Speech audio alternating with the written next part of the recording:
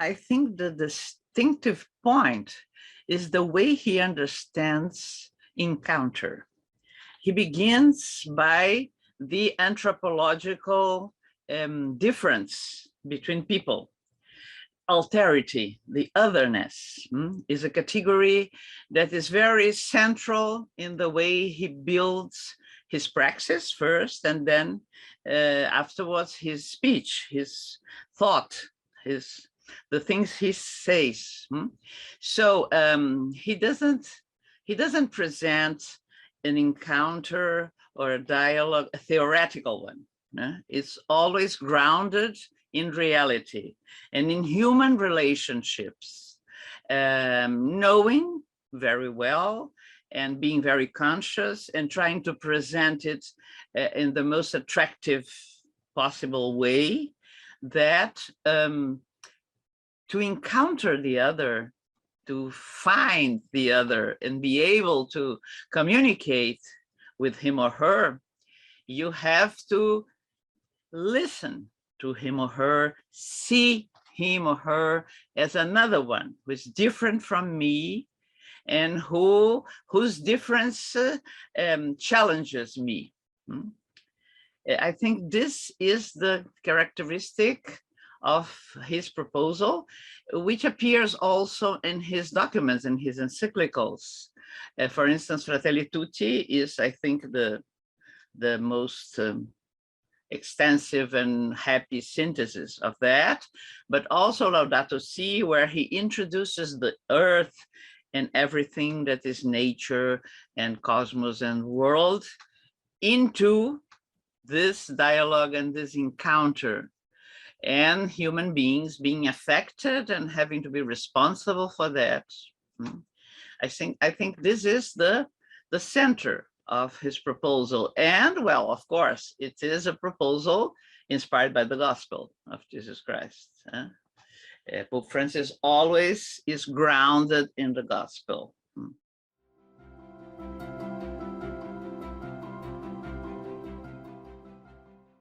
I think I have been very graced in my life because I was the unique child of a widow mother. So my childhood, my youth were a little bit lonely, and well, you don't have siblings with whom dispute and compete, all this. I didn't have this experience. I have had a lot of friends, thank God, the school, etc. But I married an Argentinian German man, and that began to challenge me, our relationship, which lasts for 53 years now. We are married for 53 years plus 2 of dating and knowing each other. It was a perpetual challenge to enter into the culture of the other. You can think that Argentinian culture is very similar to Brazilian one. It's not. It's very different. And German culture, well, much more. So I was, for instance, here in my house, I always heard about the Germans because of the Second World War and the Nazism. And well, my mother and my grandmother, they were very sensitive about that. But well, with him, I learned to love German culture, to know art and music and all the good things of German, and also to know good German people. Between Argentina and Brazil, there is always a rivalry in football and soccer games and competition. Yeah, and I learned to love Argentinian people. I have many good friends in Argentina who learned also to know a little better. They had a lot of prejudices towards Brazilian too. And well, this was in family. This was a perpetual challenge, and we tried to educate our 3 children on that direction, to be always open to difference, to the foreigners. Sometimes we can find in our countries, and in all countries, I think, a lot of xenophobia. The stranger, the foreigner is always looked a little bit of prejudice. No, we always receive people from other countries. My children went abroad for 1 year each one to learn other languages and to be exposed to different cultures and different experiences. That in the family. Then I studied social communication first, and then I was attracted by theology. I have always been a Catholic, my husband too. He was a Lutheran before, but he converted before meeting me, so it was not my fault. It was his own way. But I felt it's interesting how I felt called to do theology.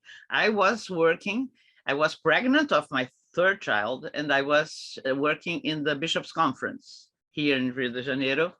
In a time we were under dictatorship. Brazil was under military dictatorship. In the Bishops' Conference passed frequently many exiled people on the way to Europe, and young girls pregnant who have been tortured, all that. And the bishops, the Brazilian bishops, were the only voice who spoke against that, who could speak and not be killed. And they did that. I was so much in love with this church that I decided to do, it was an experience of encounter too.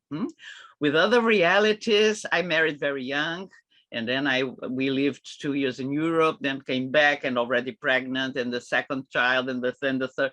So it was a very, I didn't have many space in my life to catch all the horror that my people were living and suffering and supporting. Many countries in Latin America were, and the struggle of other people. And so this encounter through the church gave me the vocation, the call to do theology. And then I went. Well, it was already difficult to explain to other people. What do you do in a theology? And then the question, but how are you going to make a living with that?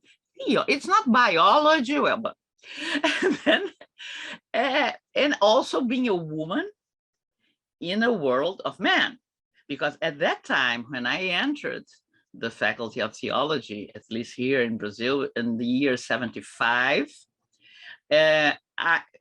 we were 3 women, only 3. All the other students in theology were male and seminarians studying to be priests. So to enter this world and start and being confirmed that this was my path. At the beginning, they looked at us a little bit like that. Then they became good friends. Some professors were fantastic, others not so much. But well, it was an effort to find a space to occupy it and to be recognized on that. And so after we were pioneers, the 3 of us, after us, the whole movement of women doing theology, we followed all that. We put a little bit the foundations here in Brazil for all those women that are many. The majority of my students are women. And that's a very grateful experience, a very good experience to see that. But we had to enter and make an experience of seeing the difference of the other, understand a little bit the prejudices of people, of the priests, etc., from other generation, other formation. That I think when some women, some feminist theologians are complaining about Pope Francis, we have to think that he was formed in a completely different conception. And I think he made a lot of steps. Perhaps we would desire that he would make more, but he can't do all the battles together.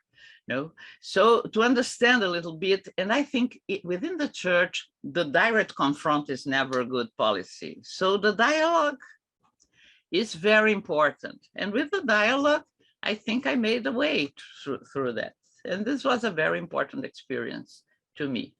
I remember when I was first invited to give spiritual exercises to the clergy of a diocese in the interior of Brazil. First, I was thinking not to accept, but then I thought, I'm always denouncing that they don't call women. I think I will accept. And I went there. 45 men waiting for me. I was much younger than now. Well, and then when the coordinator introduced me, he asked me, "Professor, please go to the blackboard and put there your program." I said, "I think we are not speaking about the same thing. I came to give a retreat, not a course. So I won't write a program on the blackboard. I will speak 3 times a day, little time, quarter of an hour, half an hour maximum. And then you'll make silence." All the priests there, from old to young, they looked at me like that. Who is this woman who's telling us to make silence? You'll make silence, we will pray. And if you want to talk with me, I will be available. I thought nobody will come. Many came. It was a wonderful experience. At the end, in the evaluation, they said, "Oh, it was so good that a woman helped us to pray. It's not better or worse, it's different." And that was very good. So even that I began to do well. I think it is an effort to be open to the reality of the other, to the mentality of the other, and try to enter there by dialogue. It's always very enriching. So I think this is the witness, the testimony I can give.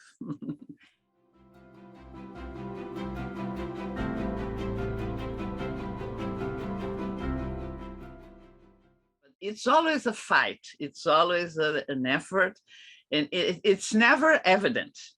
The equality between men and women. Of course, in the church, we feel that in a special way because all the decision level, all the organization, it's occupied by men, and celibate men. In the Catholic Church, men who are not married, who don't have the presence of women, even not indirectly, like the pastors in Protestant churches have. Well, the Protestant churches ordain women, and we don't, and don't even, not even think about it. So in the church, you perceive it more clearly and more visible. But I think what I would add, it is in our society, this is always present, I think, and I think it's the first thing to address, the first difficulty for encounter, because the humankind is made of men and women. So if there's not encounter between men and women, well, all the other levels of encounter will be affected by that. Besides that, you, in the questions, give the example of religious dialogue. Of course, this I had to learn in theology, doing theology. All of a sudden, I did a very Catholic-centered theology, of course, very open, with the liberation theologians being my professors. But also, when I started to work, I found that interreligious dialogue was beginning to enter as a very important issue. And so I had to enter on that and study more and try to learn from the other and not always teach the other, because we learned that we had to go to the encounter of the other to teach something, to give him something, to save him, And then interreligious dialogue, I had the grace to participate in many ecumenical international meetings and even interreligious dialogue with Muslims and Jews. And with the Jews, I have especially good, I have very good friends who are Jewish. And then you know that you learn a lot. You experience that you learn a lot. And there is a true encounter. In the celebration of our 50 years marriage, there were 2 Jewish friends who read the psalm one in Portuguese, which is our language, and the other in Hebrew. It was very beautiful. And they participate in the Mass, and they read the Psalm. They make the reading of the Psalm. So I think this is, you learn really a lot in the interreligious dialogue. I would add this.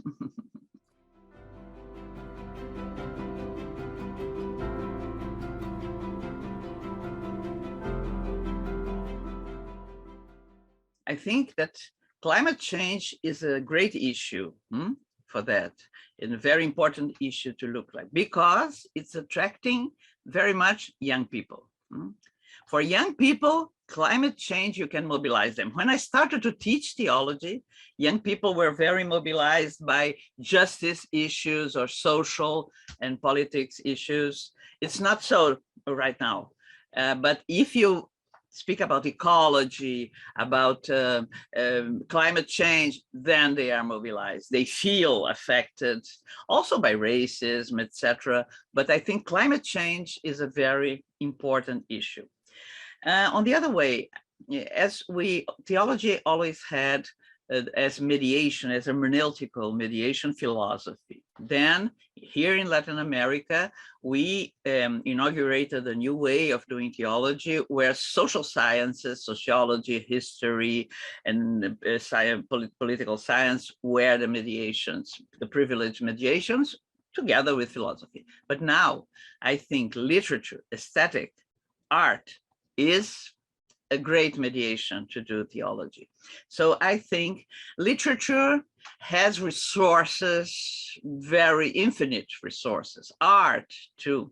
Sometimes something in a secularized society as we live in, you can sensibilize other persons with a religious text or a liturgical text or a theological text, but you can touch them with a poem, with a song, with the music. And so I think this is a very important thing to do. You can find there very important resources to, for instance, to know and to read what other cultures write as literature. It's wonderful. I have been reading, for instance, your author who received the Nobel once, Toni Morrison. It was fantastic because we are a country where racism is very present. Sometimes people say there is no racism in Brazil. It's a lie. There is a veiled racism.